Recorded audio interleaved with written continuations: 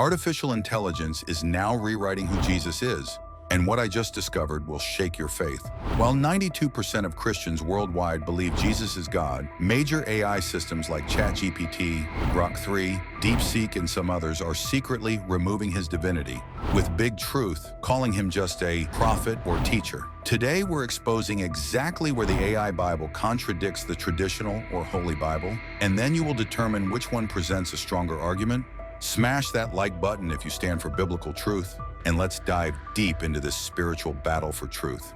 In this video, we'll examine key biblical passages, then compare them with AI interpretations from ChatGPT. We'll analyze the Trinity, the Messiah, and whether Jesus is God, revealing how AI reshapes these core Christian doctrines. The AI Bible refers to artificial intelligence's reinterpretation of Scripture, trained on secular databases and non-theological sources. Unlike the Holy Bible, AI often denies Christ's divinity, redefines the Trinity, and aligns with liberal scholarship. It presents Jesus as a moral teacher, not God, ignoring 2,000 years of orthodox Christian doctrine.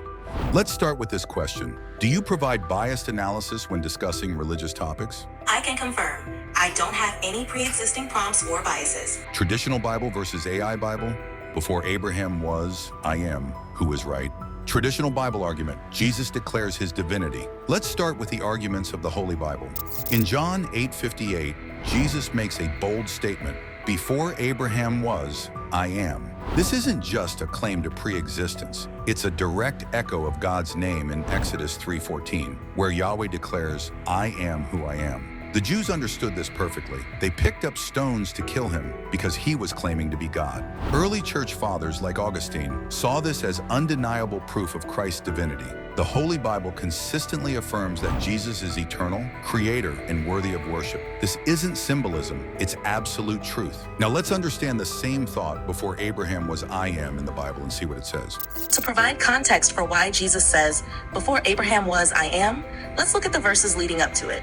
A few verses earlier, Jesus says, I honor my Father. I am not seeking glory for myself, but there is one who seeks it, and he is the judge. This verse describes Jesus as humbly serving God, not seeking personal glory. The statement before Abraham was, I am, further emphasizes his divine identity and eternal existence, contrasting his humility with his true nature as the eternal Son of God. What you have just heard is truly unbelievable and shocking. AI-driven interpretations downplay Jesus' divine claim, suggesting he was merely emphasizing his role as God's servant. Some AI models argue that Jesus' statement was metaphorical, pointing to his earlier words in John 8:50, I am not seeking glory for myself, to imply he wasn't claiming equality with God. Skeptics and AI often cite alternative translations or Gnostic texts that depict Jesus as a wise teacher, not God. Some even claim the I am phrase was a later addition by the early church to strengthen the Trinity doctrine. Please make it more clear before Abraham was I am. When Jesus says, before Abraham was, I am, he is confirming that he is the fulfillment of that vision and prophecy given to Abraham, emphasizing his pre-existence in God's divine plan. While this statement highlights his eternal nature and role in salvation history, it does not necessarily constitute a direct claim to divinity in this specific context. Instead, it underscores his unique place in the unfolding of God's promises, connecting him to the covenant made with Abraham long before his earthly ministry. The rise of AI-generated theological interpretations poses a significant challenge to 2,000 years of Orthodox Christian belief. While historic creeds like the Nicene and Chalcedonian definitions explicitly affirm Christ's divinity, AI systems, trained on secular, interfaith, or critical scholarly sources, often reduce Jesus to a mere moral figure or prophet. This divergence isn't just academic, it strikes at the heart of salvation itself, as Christianity hinges on Christ being fully God and fully man.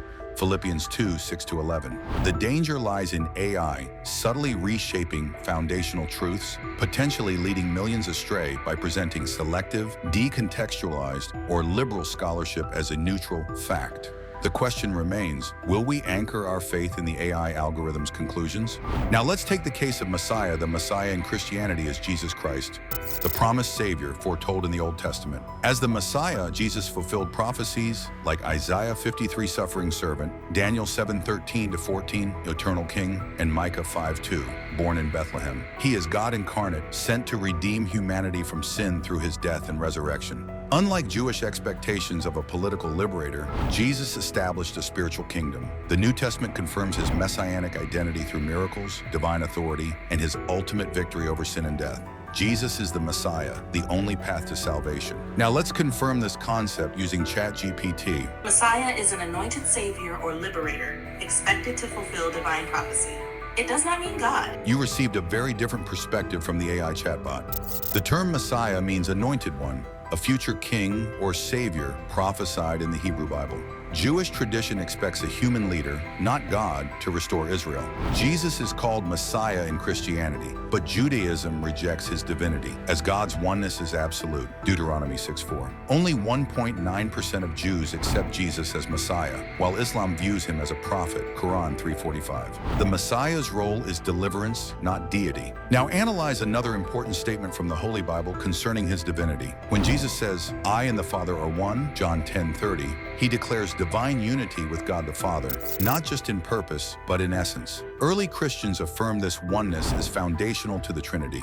Critics argue it means moral harmony. Context confirms Christ's eternal nature. Jesus is God. Let's check it in ChatGPT. What is the most logical interpretation of "I and the Father are one"?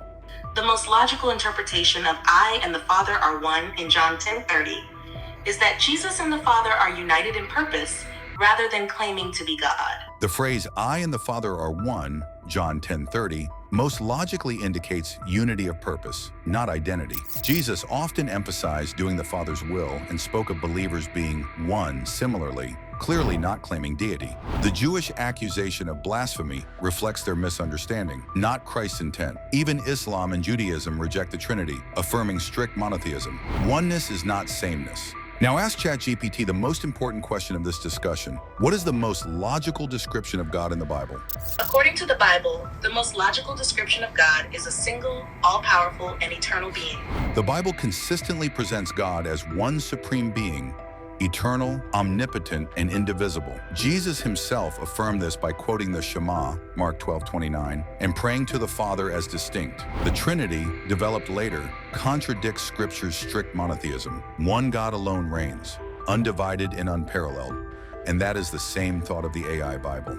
This shocking analysis reveals how AI systematically dismantles Christ's divinity, reducing him to a mere prophet and redefining Scripture through secular logic. While the Bible unequivocally declares Jesus as God, AI aligns with skeptics, Judaism, and Islam, erasing 2,000 years of Christian orthodoxy. The choice is clear. Will we trust the unchanging Word of God or let algorithms reshape our faith? If you stand for biblical truth, share this video and smash like. The battle for truth is now.